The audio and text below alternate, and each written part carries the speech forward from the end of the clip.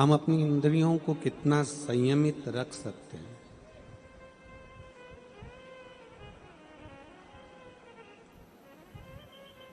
चाहे अपनी 5 कर्मेंद्री हो, चाहे अपनी 5 ज्ञानेंद्री हो,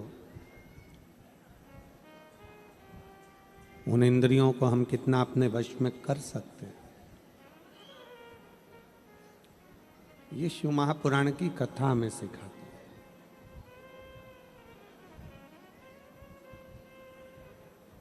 सारी इंद्रियों में 2 इंद्रियां बड़ी प्रबल है। एक अपने नयन, दूसरा अपना मन।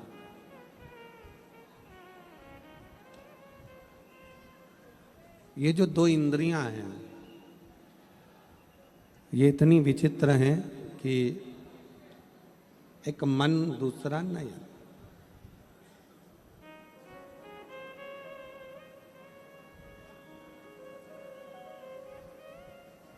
थोड़ी थोड़ी देर में नयन को और मन में, नयन में और मन में जैसे गाड़ी में गियर लगता है ना, ऐसा ही नयन में और मन में गियर लगता रहता है।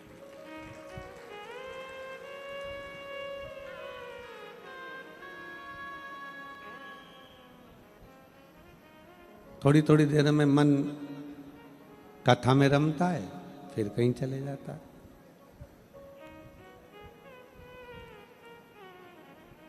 थोड़ी थोड़ी देर में फिर नयन भगवान में लगते हैं, मालूम पड़ा फिर वो भटक जाते हैं।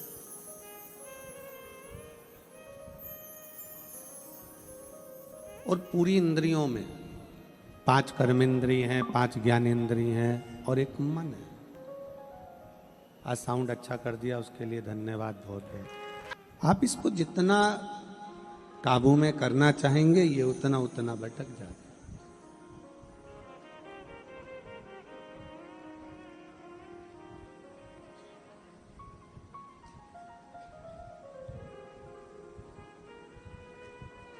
इसलिए शिव महापुराण की कथा कहती है स्त्री को नयन और संत को मन थोड़ा काबू में रखना चाहिए। शिव महापुराण की कथा कहती है कि स्त्री अपने नयन को काबू में रखे और पुरुष संत, साधु, गुरुजन, तपस्वी जन, साधक, उपासक अपने मन को काबू में रखे।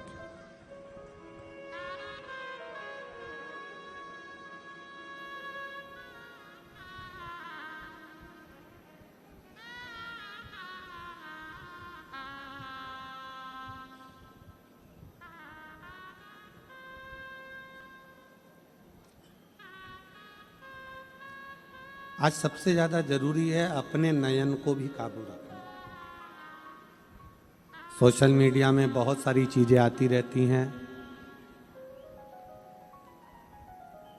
आज का जमाना इतना विचित्र हो गया, ना जाने वो कहते AI का जमाना हो गया, ना जाने क्या क्या सोशल मीडिया के माध्यम से आप लोगों के सम्मुख में आएगा। पर अपने नयन को काबू में रखिए। आप खुद देख लो, अपने सोशल मीडिया पर प्रयागराज का कुंभ देख रहे हो? कोई रील मिल आती है आपके पास में? जम के तो बोलो, आती है। प्रयागराज से सोशल मीडिया पे जो रील आई हैं उसमें संत समागम की कितनी रील देखी। जिस दिन हमने अपने नयन को काबू में रख लिया, जिस दिन अपने मन को काबू में रख लिया, उस दिन समझ लेना शंकर के मंदिर में जाने पर शंकर के मंदिर की बनावट, शिव जी के मंदिर में क्या दीवार पर पुता है, कौन सा रंग करा है, कौन सा क्या करा है, क्या नहीं करा है, हमें शिव के मंदिर में जाने पर केवल शंकर का दीदार करना है और शंकर से ही बात करना है। हमें किसी से मतलब, हमें केवल शिव से बात, शंकर से।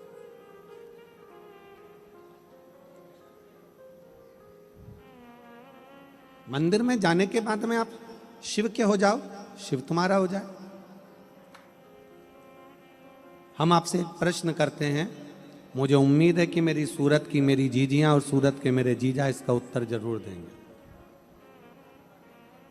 और जो सूरत के नहीं है वो भी उत्तर जरूर देंगे।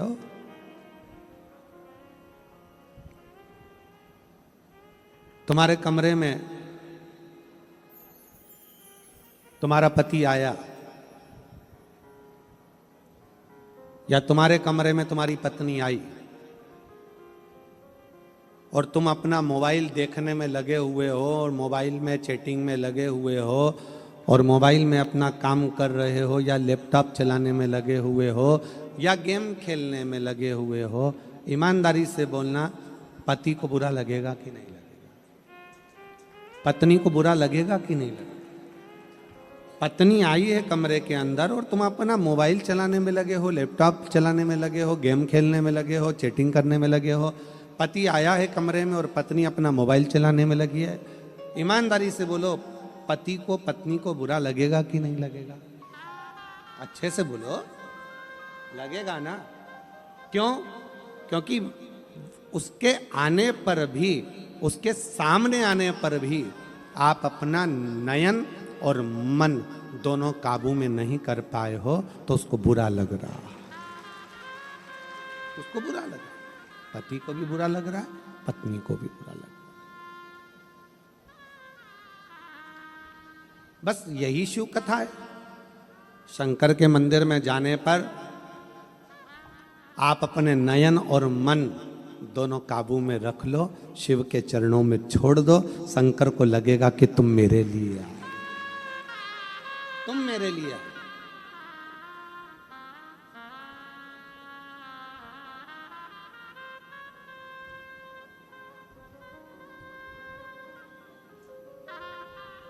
और जिस दिन आपने अपना मन और नयन दोनों भगवान शंकर को दे दिया, जिस दिन आपने अपना मन और नयन परमात्मा को समर्पित कर दिया, ये मानकर चलना कि शिव तुमसे दूर नहीं। 5 कर्मेंद्री, 5 ज्ञानेंद्री और एक मन, 11 इंद्रियों में से 2 इंद्रियां बड़ी विचलित है, एक मन, दूसरा नयन।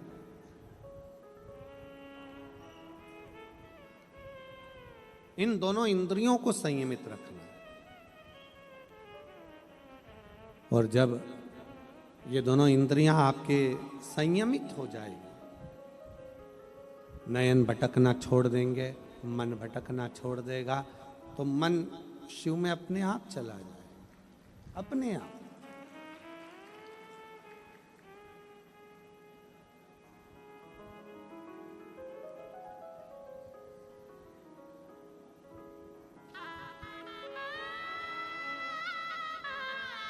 एक महिला यहां प्रैक्टिकल करने के लिए आई, उसका भी पत्र है।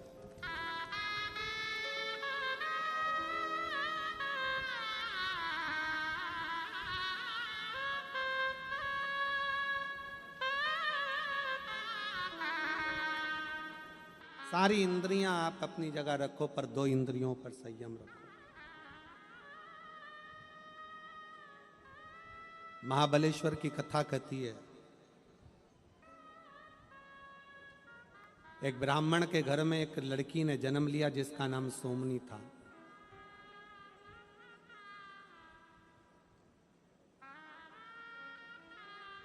बड़ी सुंदर थी, चेहरे पर आकर्षण था,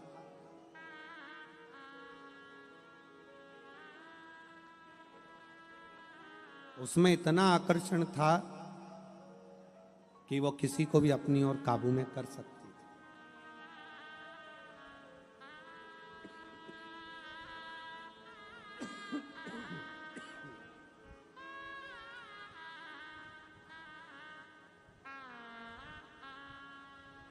ब्राह्मण के घर में बेटी का जन्म होना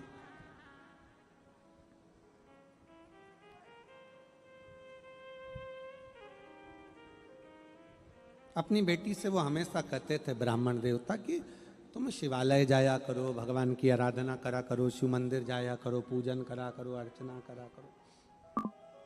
पर वो जाती नहीं थी। ब्राह्मण अपनी बेटी से सोमनी से कहते हैं, सोमनी तुम मंदिर जाया करो।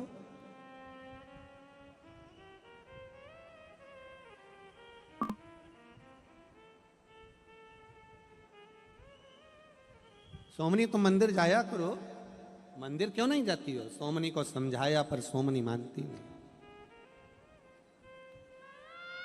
एलईडी वाले एलईडी चालू करें पीछे की।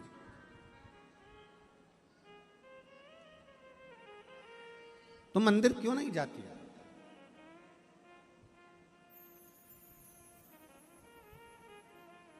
सोमनी मंदिर जाना पसंद नहीं करती। पिता ने विचार करा कि बेटी का विवाह कर देता हूं, बड़ी हो गई, अवस्था आई, विवाह कर दिया। एक ब्राह्मण लड़का देखा, बढ़िया, अच्छा, उसके अनुकूल, और उसका विवाह किया। शादी के 3 साल निकले थे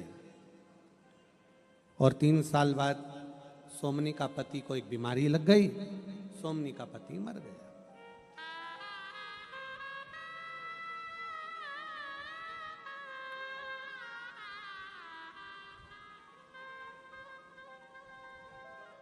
सोमनी का पति चले गया। बिलखती हुई सोमनी को उसके पिता अपने मायके अपने घर पर लेकर आ गए। सुंदर इतनी थी ना कि किसी को भी आकर्षित कर लेती थी। पर आपसे पूछे की बात बताना कि वो सुंदर किस काम की, वो सुंदरता किस काम की जिस सुंदरता में भगवान का भजन ना हो पावे।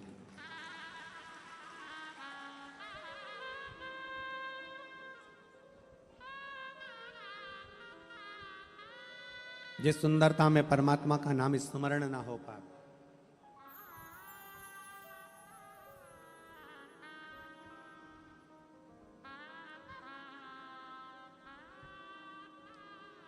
आप पढ़ाओ बच्चों को खूब, आप बेटा बेटी का खूब अच्छा एजुकेशन कराओ,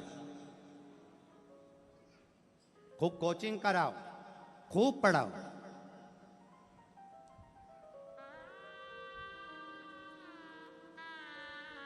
पर बच्चों को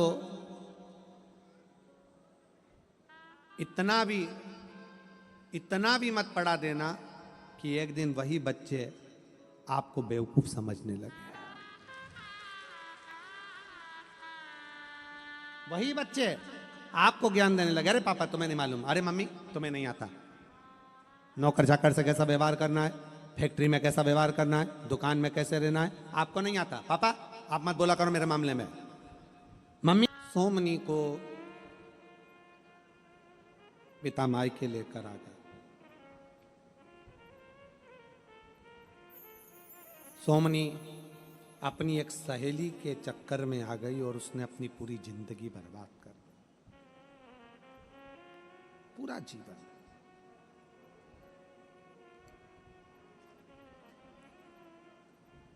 पुरुषों को अपनी ओर आसक्त करने लगी, व्यभिचारिणी हो गई, विचार अच्छे नहीं रखने लगी। ना जाने कितनी माताओं के घरों को उसने तोड़ दिया, उनके पुरुषों को अपनी ओर आसक्त कर।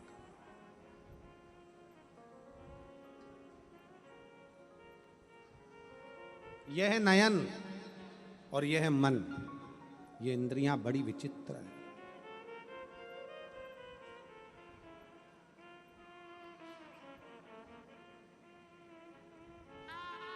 इसलिए शायद शास्त्र कहता है, एक कथा शिव महापुराण के अंतर्गत आती है विदल उत्पल की। विदल उत्पल पार्वती जी की सुंदरता देखकर उनके सामने जाकर खड़े हो जाते हैं उनको पाने के लिए, पर पार्वती जी का नयन ऊपर नहीं उठता।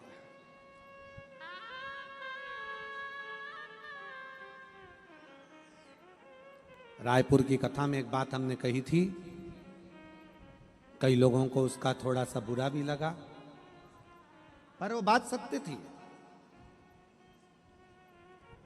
जिसके घर की बेटी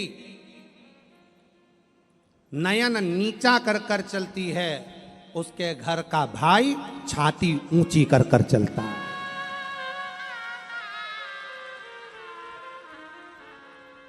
जिसके घर की स्त्री बेटी अपने नयनों को काबू कर कर नयनों को झुका कर चलती है, उसके घर का पुरुष अपनी छाती तान कर चलता है, सिर उठा कर चलता है।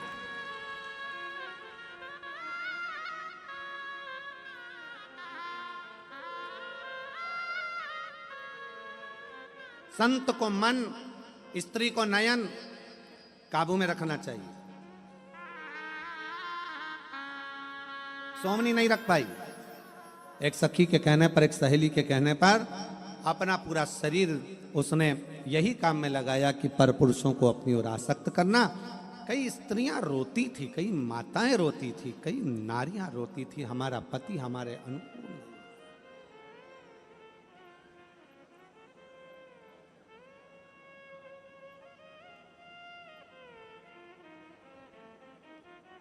हमारे अनुकूल नहीं है हमारा पति। अब गांव के लोग एकत्रित हो गए और गांव के लोग इकट्ठे होकर उन्होंने ब्राह्मण से कहा, ब्राह्मण देवता आप मंदिर में पूजन करते हो, अर्चना करते हो, चाकरी करते हो, मंदिर की सेवा करते हो, पर आपकी बेटी ठीक नहीं है, हम उसको यहां रखना नहीं चाहते। आपकी बेटी को आज हम इस गांव से निकालना चाहते हैं।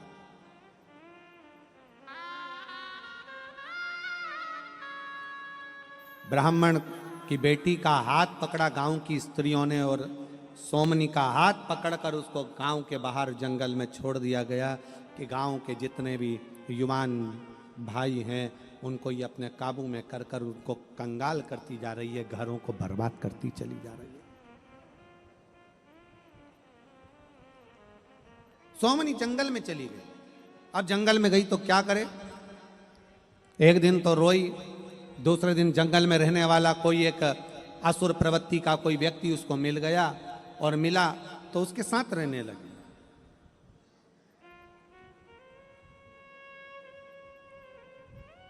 उस असुर प्रवृत्ति का व्यक्ति ने सोचा सुंदर है, इसको मैं अपनी अर्धांगिनी बना लेता हूं। बना लिया अर्धांगिनी, शादी कर ली, साथ में रहने लगे। वो भी मांसाहार करता, ये भी मांसाहार करती, वो भी मदिरापान करता, ये भी मदिरापान करती, वो भी पशु पक्षियों को मारता, ये भी पशु पक्षियों को मारती। दोनों एक जैसे हो गए, संगत का असर था।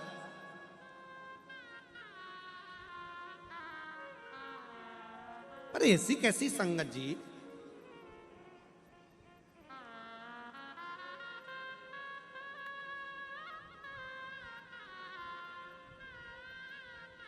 लोग कहते हैं कि संगत का असर जल्दी होता है, तो हमें एक बात समझ में नहीं आती कि लोग कहते हैं संगत का असर होता है, पर दुनिया के लोग, कई लोग कुत्ता पालते हैं, कुत्ता वफादार होता है, कम से कम कुत्ते जैसी वफादारी तुम लेकर आ जाओ।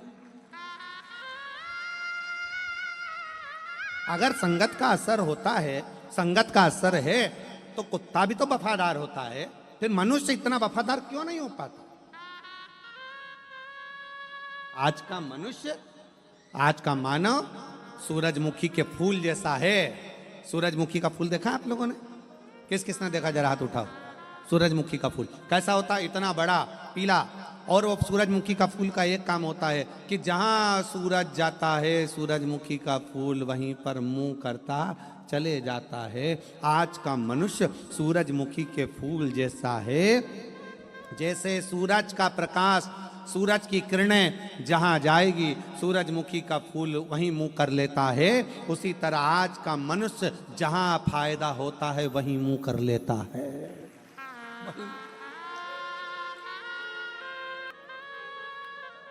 सूरजमुखी का फूल और मनुष्य एक जैसा हो गया, जहां से फायदा निकालना है वही मुंह करता है।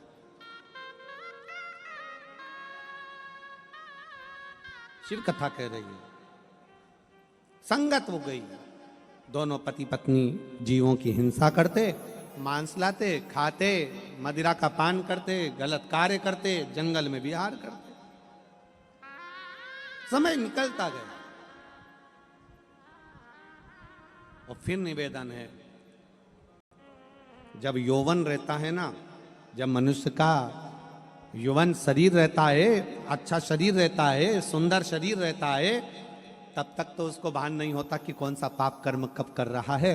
पर जैसे जैसे शरीर ढलता चले जाता है, बुढ़ापा आते चले जाता है, तब मनुष्य को मालूम पड़ता चले जाता है कि मैंने जिंदगी में कौन से पाप कर्म करे हैं। कौन कौन से पाप। कि मत बुरे कर्म कर बंदे, वरना पछताएगा, भगवान की आंखों से तू बच नहीं पाएगा, तू बच नहीं पाएगा। अरे ओ अज्ञानी मत कर नादानी, अरे ओ अज्ञानी मत कर नादानी। तेरे कर्म का फल भी तू ही पाएगा, जैसा किया तूने तेरे आगे आएगा। मत बुरे कर्म कर बंदे, वरना पछताएगा, भगवान की आंखों से तू बच नहीं पाएगा, तू बच नहीं पाएगा। कठिन है, बहुत। कोई शास्त्र पुराण कहते हैं नरक भोगने जाना पड़ेगा, कोई कहता है बैकुंठ जाओगे। शिव महापुराण में वेद व्यास जी ने ना नरक लिखा न स्वर्ग लिखा। शिव महापुराण में वेद व्यास जी लिखते हैं कि इसी पृथ्वी पर भोगना है और इसी पृथ्वी पर सुख का अनुभव भी करना। और जो चले गए वो आज तक आकर नहीं बताए कि हम नरक में हैं कि स्वर्ग में हैं। तुम्हारे मोहल्ले का कोई जाके वापिस आके बताया हो तो बात दूसरी, और सूरत वालों को ऐसी फैसिलिटी अगर अलग से परमात्मा ने दी हो तो बात दूसरी। कि कोई बता दे ऊपर जाने के बाद कि वो नरक भोगा कि स्वर्ग भोगा। कितनी अप्सराओं का नृत्य देखने को मिला, कितना बैकुंठ का सुख देखने को मिला, कितना नरक भोगने को मिला, कितना कुंभिपाक आदि आदि नरकों में कितना भोगा। शिव महापुराण में वेद व्यास जी ने कहा आपने जो कर्म किया है आपके मरने से पहले आपको भोगना, और उसका प्रमाण है ये शिव महापुराण की कथा, सोमनी का चरित्र। सोमनी अवस्था ढलती चली गई, और अवस्था ढलते ढलते एक दिन सोमनी का पति मर गया। अकेली मदिरा के नशे में धुत होकर पड़ी थी। रात्रि को लगी भूख, उजाला नहीं था। आंगन में बंद रही थी। बकरा बकरी बाहर निकली तलवार लेकर और शीश काटने गई। भूख लग रही थी तो मांस निकालने के लिए गई सोमनी, और जो मारा तो मांस निकाला, लेकर अंदर चली गई। सुबह जैसे ही आंख खुली देखा बकरी नहीं मरी थी, एक गाय का बछड़ा मर गया था। एक गाय का बछड़ा सोमनी के मुख से निकल गया। शिव शिव शिव शिव शिव शिव 5 बार सोमनी शंकर का नाम ले ली, शिव शिव नाम उच्चारण कर ली। क्यों? क्योंकि पिताजी उसको हमेशा कहते थे कि शंकर के मंदिर जा, शंकर के मंदिर जा, शंकर के मंदिर जा। कभी नहीं गई, पर आज उसे पिता के वचन याद आए। अरे मैंने कितना बड़ा पाप कर दिया, बछड़ा मेरे हाथों से चला गया, एक गाय का बछड़ा मेरे हाथों से मारा गया। शिव शिव कहकर शिव शिव कहती रही। समय बीता, सोमनी के शरीर में एक रोग हो गया जिसको कोढ़ का रोग कहते हैं। सोमनी का शरीर, जिस काया का उसको अभिमान था, वो काया पूरी की पूरी बेकार हो गई।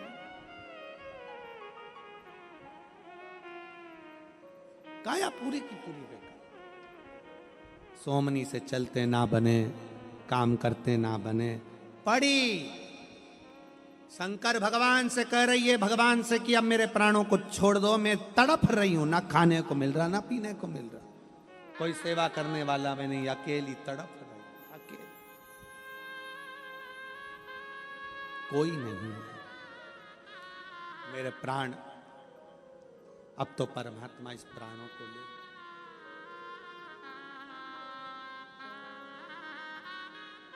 और सीधी बात है, आप किसी के यहाँ जाओगे तो कोई आपके यहाँ